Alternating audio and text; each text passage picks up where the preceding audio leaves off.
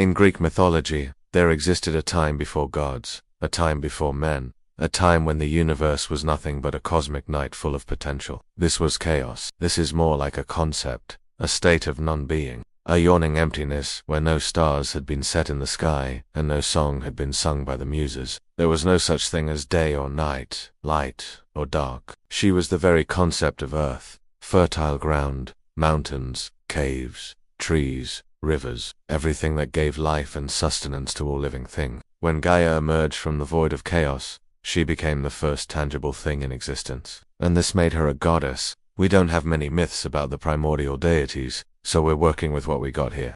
We know that Gaia came into being before the heavens, before the seas, before the mountains and valleys, before anything solid or even imaginable existed. So she literally created the world. She took all that chaotic energy around her and molded it into a cosmos. With her presence, there was now something stable and real, a foundation upon which anything else could be built. And that's why she's also called the First Mother. She birthed all life and all creation. It's also interesting that Gaia didn't need a father. Creation didn't require male input. This seems to indicate that ancient Greeks believed women could create life on their own, which might be one reason why there are so few surviving myths that feature female deities.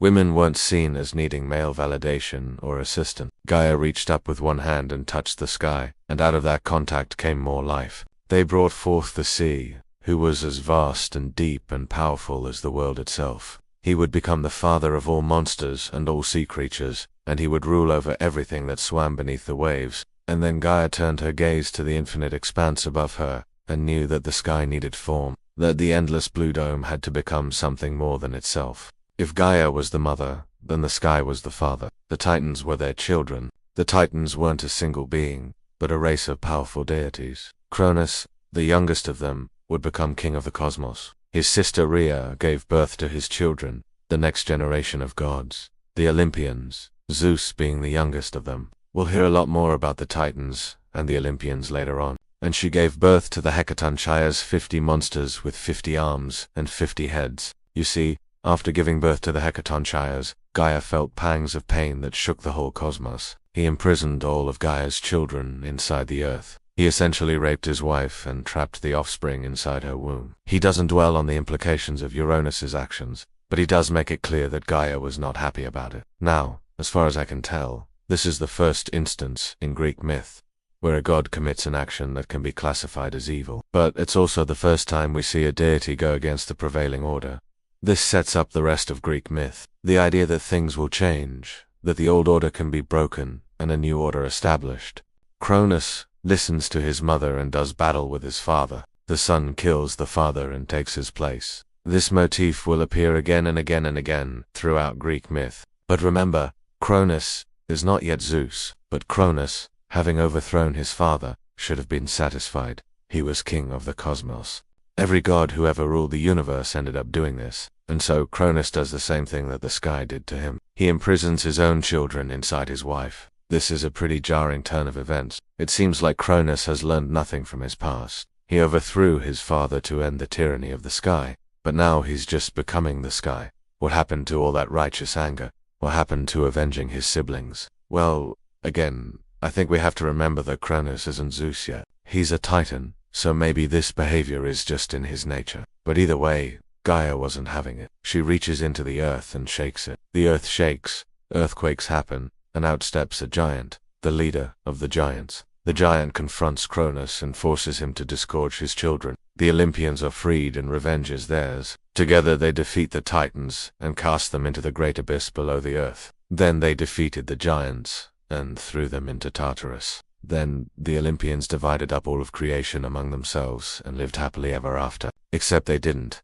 That's gonna come later. This is just the beginning. The very first myths are really fascinating because they contain the building blocks of the entire pantheon. They show us how the Greeks imagined creation coming into being and what forces were at work during the dawn of time. As far as I can tell, there's a definite trend toward personifying primal concepts.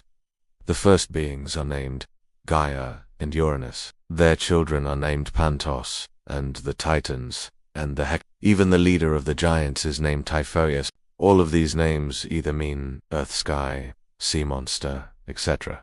They all relate to a primal force or concept in nature. When we look at these figures through that lens, these personifications of primordial forces, it makes sense that they have such immense power. These are the building blocks of the world, and so they need to be powerful. Also, this is the time when the world was made, when the Greeks went from nothing to everything. And so these deities need to be incredibly powerful. These are the first gods. They are the foundation upon which the entire Greek pantheon rests. And that's why they're so important. So what about the story of Pandora and the creation of woman? Is that the first myth? Well, I don't think so. Pandora is definitely an archaic figure, but her story appears alongside other early myths in Hesiod's. But remember, Hesiod wrote his poem sometime in the 700s BC. By that time, these myths had already been passed down for hundreds of years. Many scholars believe these myths originated from oral tradition. The first beings, including the story of Pandora, were likely told and retold around campfires for generations, and that means the original version of these myths may have been different. But here's the thing, we can't know what the original version was. We only have what Hesiod wrote, and that's not the same as creation.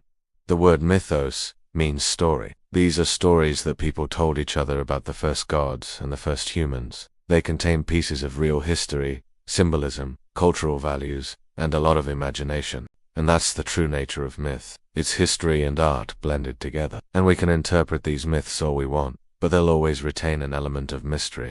If you'd like to learn more about Greek mythology, stay tuned for more content. Thanks for watching.